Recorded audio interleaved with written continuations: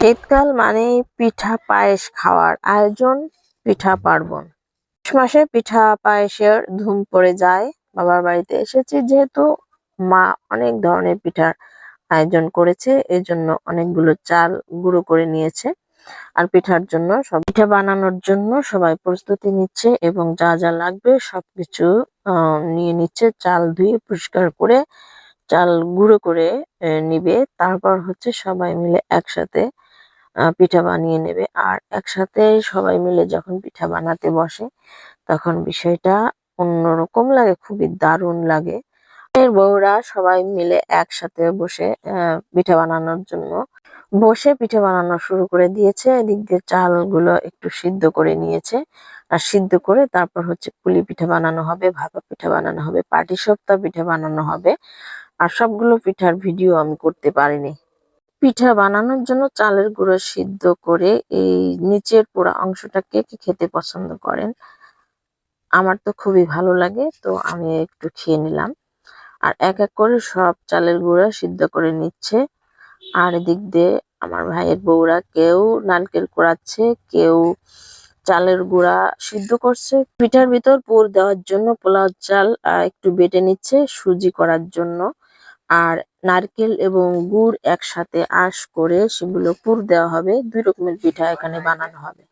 সাথে সমস্ত আয়োজন ৩ বউরা মিলে করছে, আর এগুলো খুবই ভালো লাগছে। আর এই যে নারকেল এবং গুড় একসাথে করে একটু আঁশ করে নিচ্ছে, আর এই যে সুজিটাও তৈরি করে নিয়েছে। আর নারকেল এবং চিনির একটা পুর দেওয়া হবে শুধু, আর একটা হচ্ছে সুজি, দুধ সবকিছু মিলিয়ে একটা সুজি রান্না করে পুর দেওয়া হবে। অলরেডি পিঠা একটা বানিয়েও নিয়েছে, আর আমি ক্যামেরার নিয়ে এখানে ছিলাম না। এই ফাঁকে পিঠা অর্ধেকটাই বানানো হয়ে গিয়েছে, আর বাকি আরেকটা পিঠার আয়োজন আমি দেখাচ্ছি আপনাদের। আর এটা হচ্ছে জামাই পিঠা। জামাইদের জন্য যে বড় বড় পিঠা তৈরি করা হয় সেই পিঠা এখানে অত বড় আসতেছে না, পিঠা দুটো কিন্তু অনেক বড় ছিল। আর পুরো নারকেল দিয়ে হচ্ছে বড় বড় ২টা পিঠা এখানে বানিয়ে নেওয়া হয়েছিল।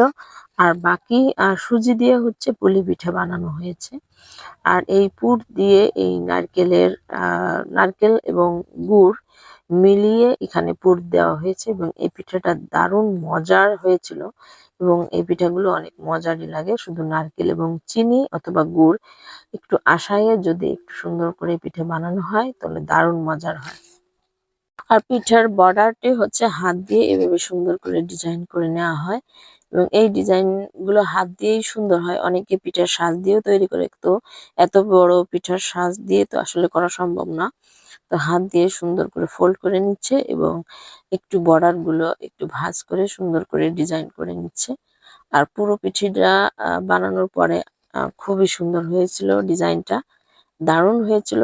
আর গ্রামে যেহেতু আছি, আশপাশে বাচ্চাদের শব্দ, বিভিন্ন ধরনের আওয়াজ, এবং ভয়েসটা একটু চেপে চেপে দিচ্ছি আসলে বলতে কি, আশপাশে অনেক মানুষজন, যেন ভয়েসটা অতটা ক্লিয়ারও হচ্ছে না, এবং উম শব্দ হচ্ছে চারিদিকে, বাচ্চাদের আওয়াজ।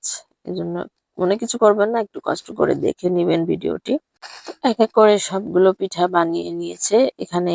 আর হচ্ছে ২ ধরনের আইটেম এখানে করা হবে। পিঠা, পাটিসাপটা পিঠা, এই ধরনের পিঠা আসলে পাটিসাপটা পিঠা বানানো হয়েছিল, কিন্তু আমি এখানে ছিলাম না, তো ভিডিও শুট করতে পারি নাই। বাসায় যেরকম এক জায়গায় বসে সব ভিডিও করা যায়, এখানে এদিক এদিক হেঁটে যাই, ওদিকে চলে যাই, আবার ফাঁকি দিয়ে একটু ভিডিও করি, এভাবেই ভিডিওগুলো নিয়েছি। আসলে সবগুলো ভিডিও আমার একসাথে এর জন্য করা হয়নি, আর সব ভিডিওর পিঠেগুলো আমি দেখাতে পারিনি। গ্রামে মাটির চুলা এবং সমস্ত কিছুর পরিবেশ আয়োজন একটু অন্যরকম হয়।